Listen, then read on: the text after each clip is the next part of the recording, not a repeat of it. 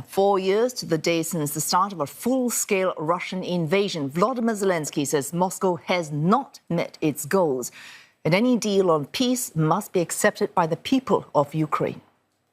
The Ukrainian leader calling attention to the courage and endurance of his people and the need for Russia to be put in its place.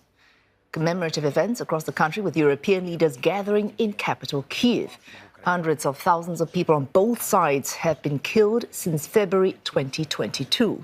Millions of Ukrainians have also been displaced, and large parts in the east and south lie in ruins. William Denselow filed this report for CNN from Kyiv in eastern Ukraine. Alexandra was born here in the Kyiv region. She may be back, but she's a long way from home. Her city is now a battlefield, and her family's moved into a previously unoccupied house in disrepair, with no basic facilities, not even an indoor toilet. С Бахмута приехали, потому что нас уже бомбили сильно, и мы решили, что уехать. Но у меня тут родственники, так я к брату приехала. Потому что как это там оставаться нельзя. Бахмут сейчас вообще нету Бахмута. Для нас больше нету его. With a pension of less than $100 per month, she can't afford renovations here. Aid agencies have stepped in to replace windows and insulate the house from the bitter winter cold. Alexandra and her family are among the estimated 3.7 million people that are internally displaced in Ukraine. After years of war, many IDPs are struggling to make ends meet. Russian attacks on Ukraine's energy grid this winter have exacerbated the situation. Some experts say it's part of a broader demoralization campaign against the population to win concessions in peace negotiations. People in large cities were sitting in cold with no electricity, no heat, no water for weeks. And that was Russia pressing on us and terrorizing us to sign the ugly deal. There have been several rounds of peace talks, and the US wants a deal by the summer. But sticking points remain, especially on who gets to control territory in the Donbas region and what kind of security guarantees would come with a ceasefire. 4 years into this war. Policy advisor at the Munich Security Conference, Jintro Poli, says Moscow is putting up negotiation roadblocks. It has insisted that Ukraine give up control over all 4 oblasts that Russia has illegally annexed.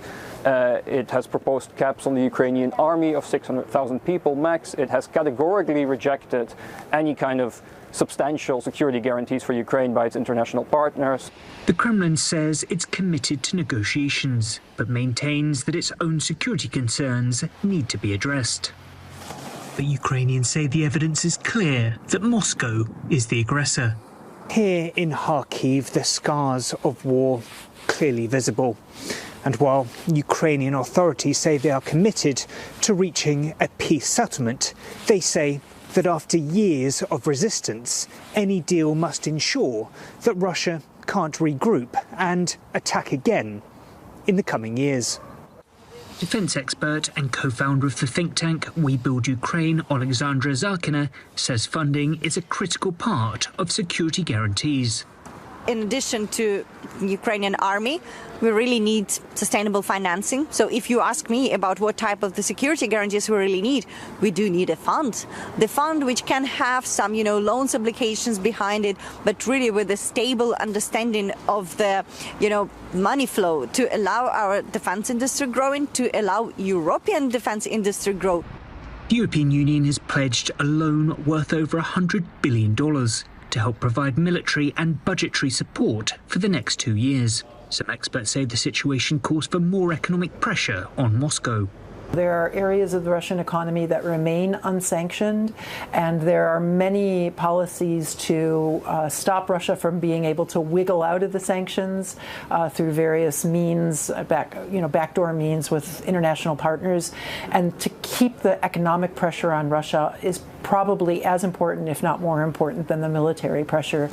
Ukrainian President Volodymyr Zelenskyy has been lobbying the international community for more robust support. The fear is that if Moscow succeeds in dragging out negotiations, it could freeze the peace process indefinitely. For CNA, I'm William Denselow in Kyiv, eastern Ukraine.